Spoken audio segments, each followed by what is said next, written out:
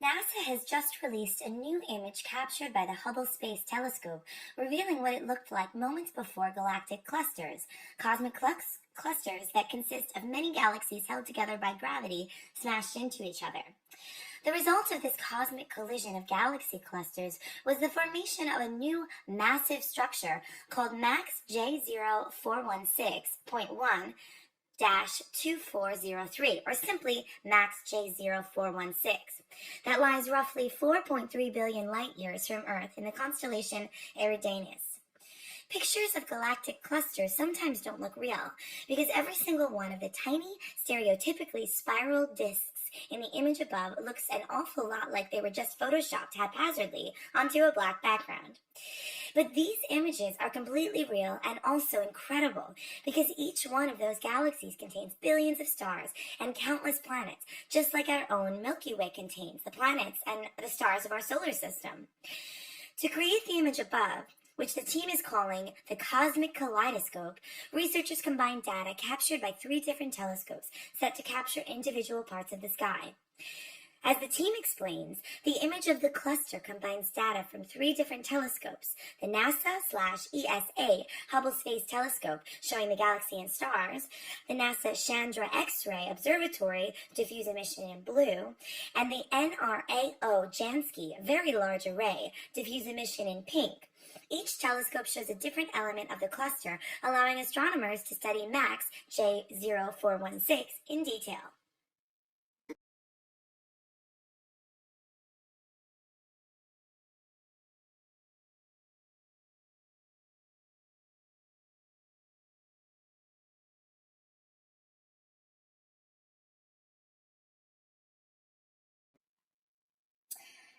As you've probably noticed, we live in a world defined by 3 spatial dimensions and 1 dimension of time. In other words, it only takes 3 numbers to pinpoint your physical location at any given moment. On Earth, these coordinates break down to longitude, latitude, and altitude, representing the dimensions of length, width, and height, or depth. Slap a timestamp on those coordinates, and you're pinpointed in time as well. To strip that down even more, a 1-dimensional world would be like a single bead on a measured thread.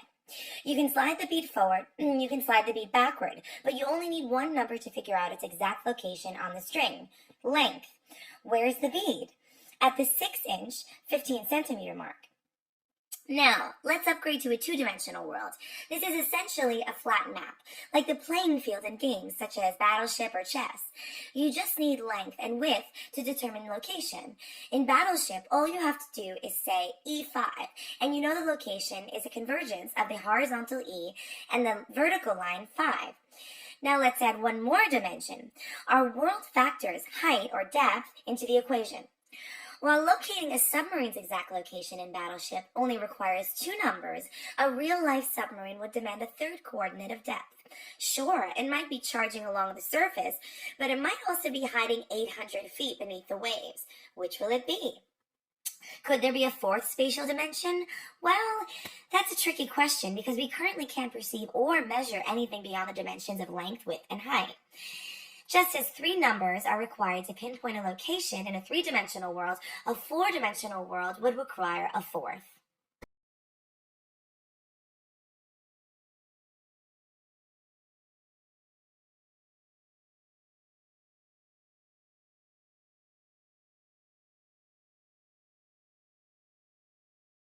The brain is basically built from the bottom up. First, the brain builds basic circuits that are responsible for basic skills, and then more complex circuits are built on top of those basic circuits as we develop more complex skills.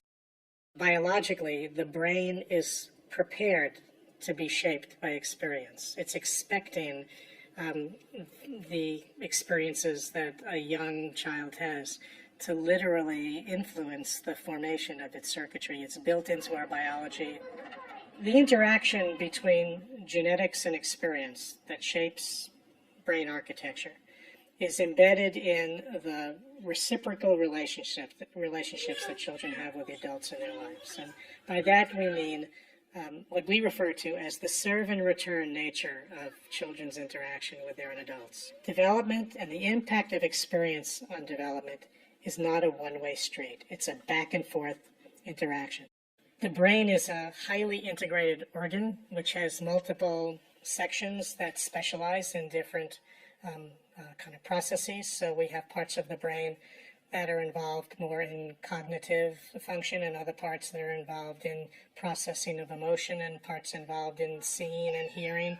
So if a child is emotionally kind of well put together and socially competent, that will affect more positive and productive learning. And if a child is preoccupied with fears or anxiety, or is dealing with considerable stress, no matter how intellectually gifted that child might be, his or her learning is going to be impaired by that kind of emotional interference.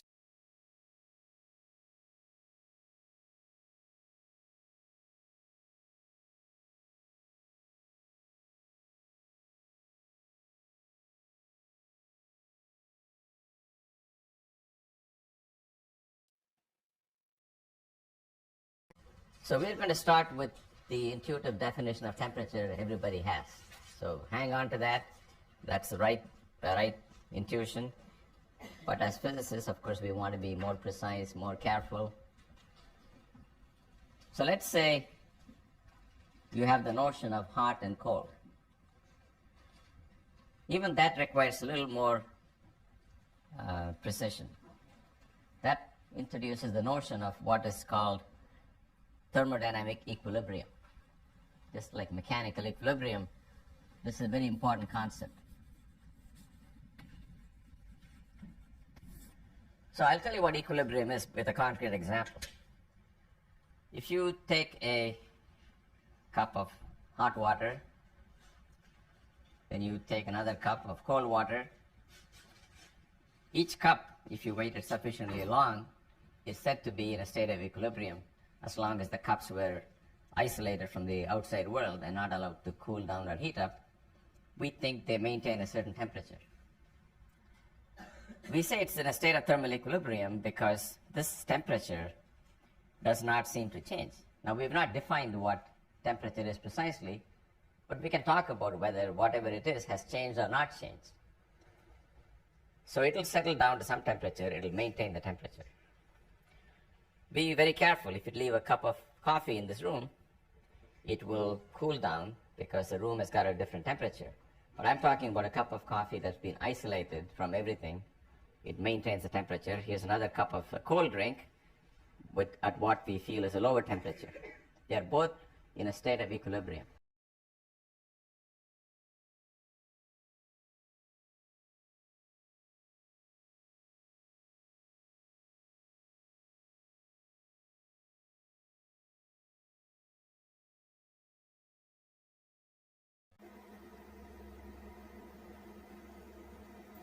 Although coffee was not an important export commodity in Vietnam until the 1990s, the original coffee cultivation in Indochina began in the early 19th century and was organized by missionaries. Throughout French colonial rule in Vietnam, coffee production occurred mainly on plantations, as the French strongly encouraged the cultivation of coffee for export. Relative to lowland rice, the prominent export of the time, coffee cultivation proved to be more difficult than anticipated, which severely limited the expansion of coffee production. The majority of the original coffee trees in Vietnam were of the Arabica variety.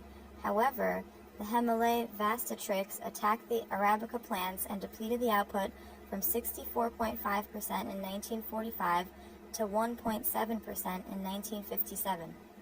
The only coffee to survive this disease was the Robusta variety, Canophora, which is the type of coffee currently produced in Vietnam. After this disease eliminated nearly all of the coffee plants in Vietnam, the French colonial administration rescinded their encouragement of coffee cultivation and instead suggested that its inhabitants concentrate on annual crops such as rice. After the end of French colonial rule in 1954, the new government in Vietnam began to again encourage coffee cultivation.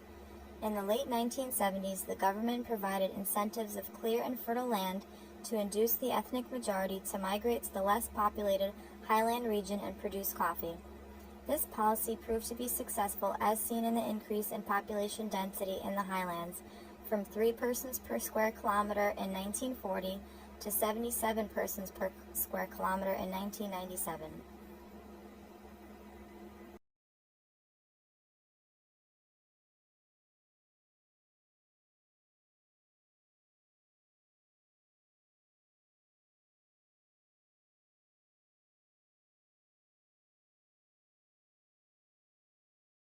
So there are rats that do a lot of licking and grooming, and there are rats that do very little. But most rats are in between. So that resembles human behavior as well, right? You have mothers that are highly mothering and mothers that could care less. And most mothers are somewhere in between. So if you look at these rats, so all you do, you observe them and you put them in separate cages. So you put the high lickers in one cage, not the mothers, but the offspring, and the low lickers in another cage. And then you let them grow, and they're adults now. The mothers are long buried. And you look in the brain and you see that those who had high licking mothers express a lot of glucocorticoid receptor gene, and those who are low lickers express very little. That reflects a number of receptors, and that results in a different stress response. But this is not the only difference. We found later on there are hundreds of genes that are differently expressed. So if you get a mutation, a polymorphism once in a million, here just the motherly love changes hundreds of genes in one shot.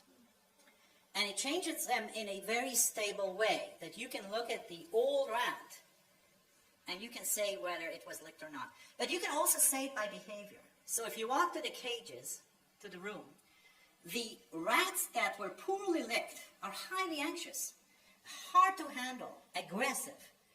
And the rats that were very well handled as little pups, they are much more relaxed, much easier to handle. So, like every technician in the lab knows, looking at the adult rat, how it was licked when it was a little pup. And the question, of course, is,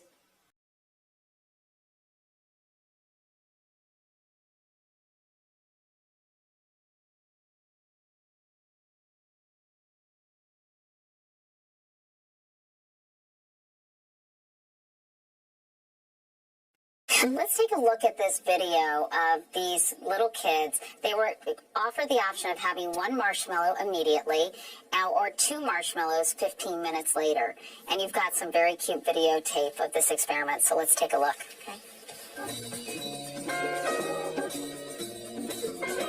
What we found is a very simple and direct way of measuring a competence that seems to make an important life difference. A researcher tells these preschoolers that she's going to leave the room. If they wait for her to come back without eating the marshmallows, they'll get 2 marshmallows. Or they can ring the bell and she'll come back right away. But then they only get 1 marshmallow. I won't ring the bell. You won't ring the bell? Okay. Looking at children over time, Dr. Michelle has found that being able to wait longer at 4 has some pretty powerful implications. And what are those powerful implications? Is that that later in life they're more disciplined and have more self-control? Is that pretty much it? Well, they are more likely to achieve their life goals. They have better relationships. They did better on their SAT tests. I know, that's crazy. All because they waited 15 minutes for 2 marshmallows? I think it is crazy. I probably would have eaten all 3, but... Yeah, me too.